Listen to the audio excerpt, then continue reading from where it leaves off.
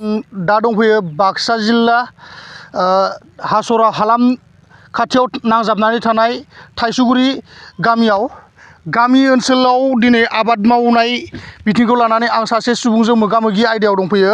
बे समाव आं बे आबादारि सुबुंनिफ्राय आं गोबां बाथ्रा मिथिना लानो नाजादों।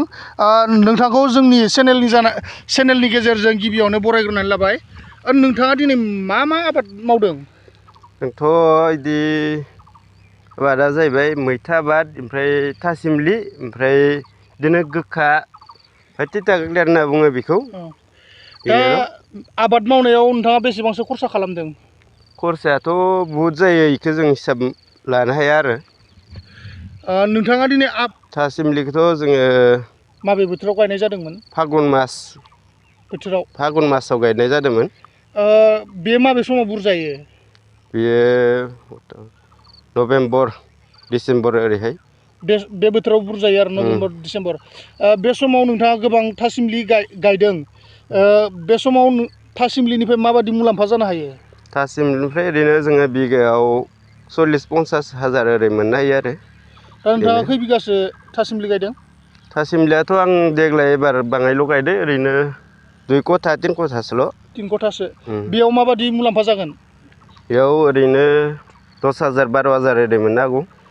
नोंथाङा गोखा आबाद मावदों, बे समाव गोखाया थायदोंना थायाखै नोंथांना? गोखायाथ' थायदोंमोन, थायनाया एबार खरां बोथोरनि थाखायनो थायासै आरो।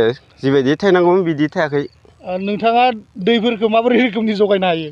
दैखौथ' जोङो बिदि जगायनो हाया, जोंनि खाथियाव जेबो दै जगायनायनि सुबिदायानो गैया नालाय।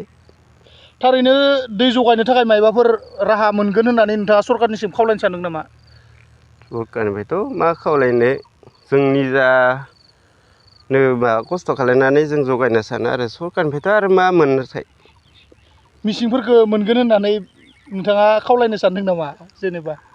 बिदि जेबो खावलायनो सानाखै। मिसिंखौ नोंथांनो मोनबा नांगौना नाङा? सरकारनिफ्राय होयोबाथाय, अनसुंथाइ महरै होयोबाथाय आबादारि, नोंथाङा सासे जाखांफु आबादारि आरो नोंथांनाव दै जगायनो थाखाय गोबां खस्थ' जादों, बेयाव सरकारा नोंनो मिसिं होयोबा नोंथाङा नाजावना लागोन ना लाया? होयोबाथ' आरो नाजावना लागोनानो। बे समाव नोंगौ बिथाङा दै जगायनो थाखाय गोबां सुबिदा मोनाखै। बे समाव गाव खस्थ' खालामनानैनो न'खरनिफ्राय बा खाथि खालायाव थानाय जाम्फै जामलानिफ्राय बिथाङा दैखौ दिखांनानै लादों आरो केमेरा पार्सन बिथांखौ दिनै बिथांनि आबादखौ फारि फारि दिन्थिलांनो थाखाय खावलायबाय। बे दिनै गोखा आबाद, बे गोखा आबादखौनो बिथाङा मावदों। नैबे बे थासिमलिखौनो बिथाङानो गायदों आरो बिथाङा नोंगौ थारैनो बेयाव 10-13 रोजा रां मोनगोन होननानै बिथाङा बुंदों। थारैनो नोंगौ, बे आबादाव बिथाङा मोननायखौ आसा जोंबो नुदों आरो बिथाङा दा मैथा दांबाय दं। बिथां राजा बर' बिथांखौ मैथा दांनायखौबो दिन्थिनो थाखाय खावलायबाय।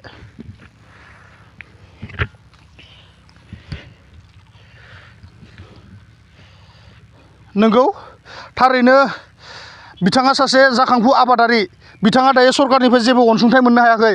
बे समाव सरकारनिफ्राय अनसुंथाइ मोनोब्ला बिथाङा मोजां मोनगौमोन होननानै फोरमायदों जोंनि खौरांनि गेजेरजों।